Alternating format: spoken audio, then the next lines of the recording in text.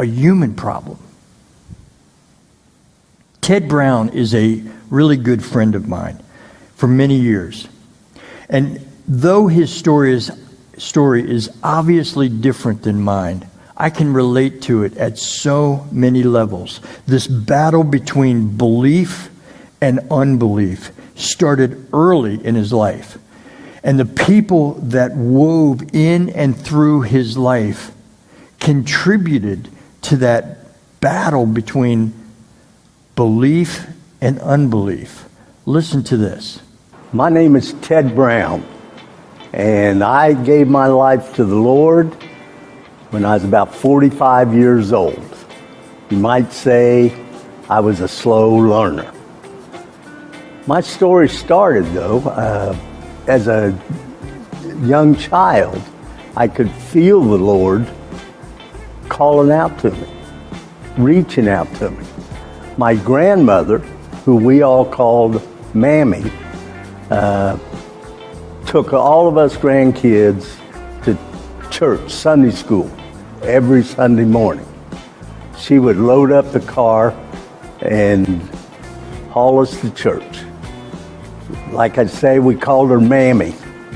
And she laid a great foundation in my life and for all of us.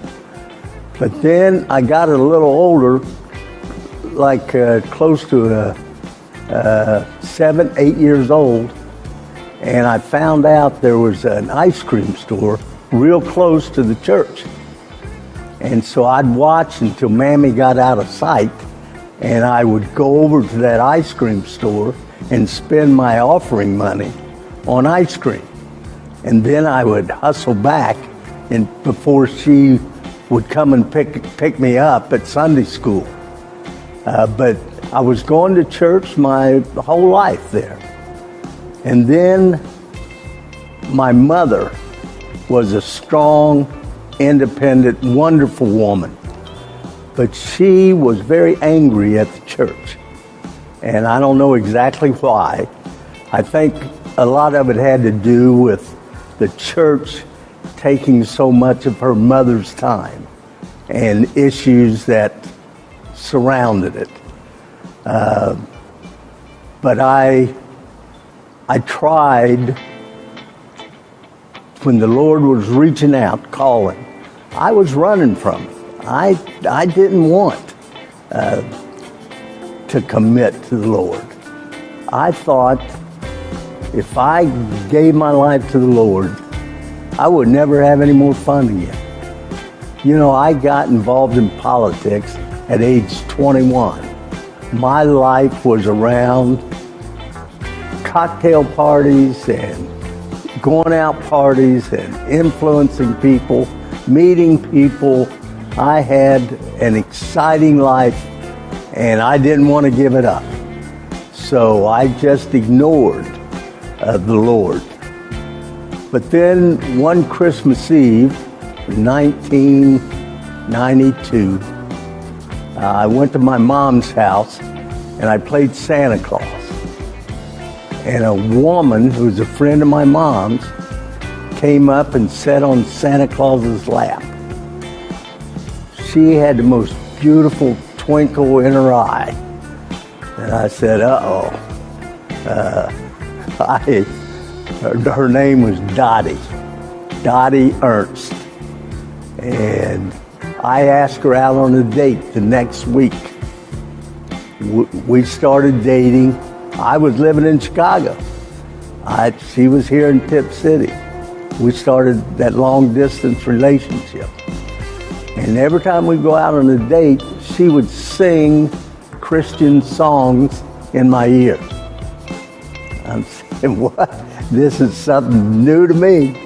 But she's singing Christmas songs and I'm thinking other things while we're out on a date. But I said, this woman is different. And I fell in love with Dottie. I asked her to marry me about a year later. She said yes. We started planning a wedding. But then one day in Dottie's home in the kitchen. She said, "Ted, I don't think I can marry you." I said, "What?" Complete surprise. And she said, "Well, you haven't given your life to the Lord. And I thought I could influence you enough that you would. But I found out that you're influencing me away from the Lord." Oh, this broke my heart. You know, I felt I was fine with the Lord. I was a good guy. I wasn't doing bad things. But Dottie knew better. Being a good guy and believing in God is so far from having a relationship with God. Well, I said, well, we just can't get married if I'm a bad influence on you. And as soon as I said it, I felt like the Lord slapped me upside the head and said, "What are you doing? This is the best thing that's ever happened to you." And she was. And I looked at her, and I fell on my knees right then. And I said, "God, I'm so sorry. And Dottie, I'm so sorry. I do want a relationship with you, God." And Dottie got down on her knees with me. We prayed together. I gave my life to the Lord right then. And my life has been so much better since. I went back to Chicago. I talked to Dottie. I said, "When am I going to stop crying?" I just cried for 2 weeks, I think.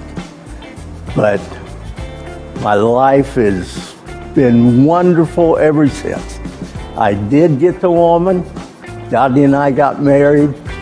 And we have a wonderful life, and we share our relationship with God together.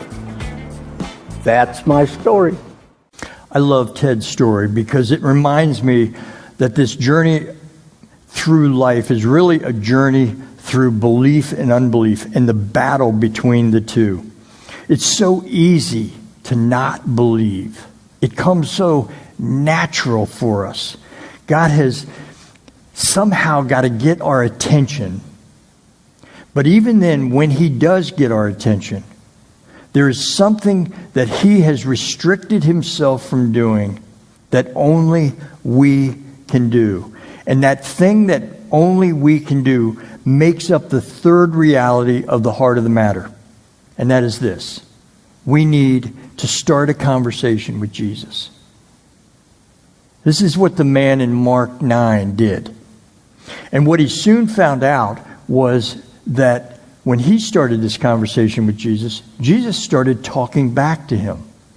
And there was actually this dialogue that started to take place between him and Jesus. It says this. It says that they brought the boy to Jesus, and the demons started reacting to the fact that they saw Jesus.